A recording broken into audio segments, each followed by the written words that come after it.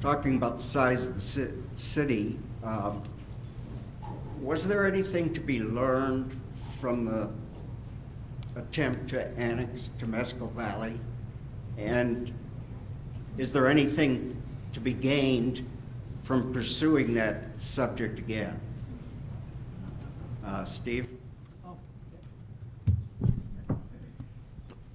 Well, I'll start with the last question, or the last part of your question first. No, I don't think we should pursue it again. The people in Temescal Valley do not want to be annexed. They made that very clear. We lost a lot of money, Corona money, by trying to do that, and we should not do that again. Now back to the first part of the question, any lessons learned?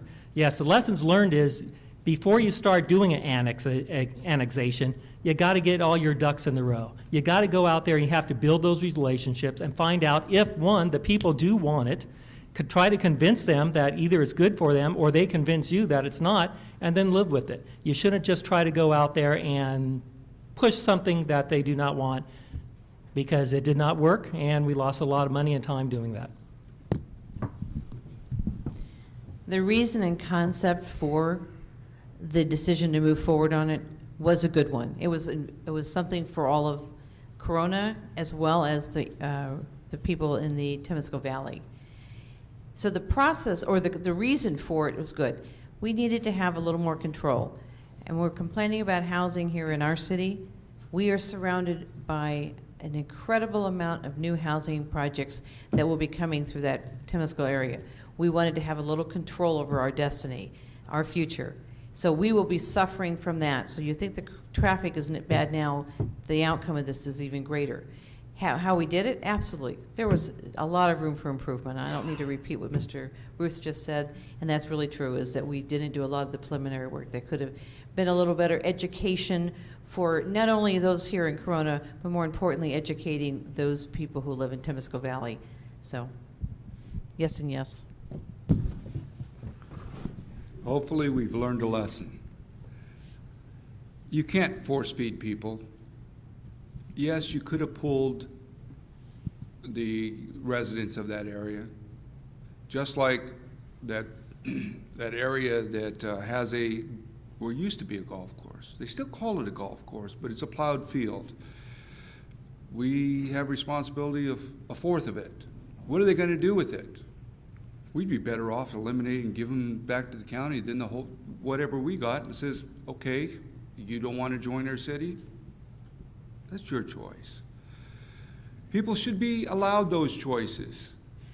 The city wants to include them, and we want to include Temescal Valley. I grew up at was the dead end of Yorba Linda Boulevard when it was called the Sticks. The 91 freeway wasn't put through yet. The 15 didn't exist. We were county. We changed our tune. So can they. Well, I think we could have done what we did better. We were expecting a fair fight. What we didn't expect, that the mines and developers down there spent over $100,000. It was not a grassroots campaign by any stretch of the imagination. The residents to this day don't even know that. There was never a vote.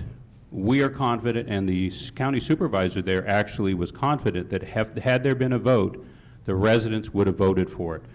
I don't want to say I told you so, but there are thousands of homes that were already pre-approved, hundreds of apartments that were already pre-approved.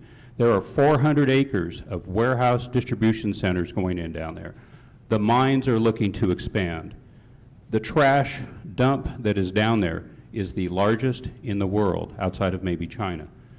That is all in that area, and that is not something that, you know, I really wanted to see grow in a negative way. So I was very passionate about it, and thank you. Well, I think we could have done it a lot better through relationship building. I think Mr. Ruth is correct in that. And if we are going to look forward to annexing any kind of territory in the future to expand or to control our destiny and what's going to happen, that should be part of our strategic plan. I know we've gone forward and we've talked about the strategic goals that have been put together by the City Council, but we need to have some kind of strategic plan. And in that strategic plan, let's say a 50-year plan, we would see what we want to do, and we would say, well, maybe in the future, after we've taken care of things like the 6th Street corridor, that we can move forward and maybe take care of other areas that may want to join the city of Corona after we've shown that we can take care of what is needed in the city. And we don't want to make the mistakes that other cities have done in history, where they've expanded and grown out so quickly that they leave their city core to rot and decay. We want to work now to focus on our city core, to build a walkable core so that we can be healthy from within.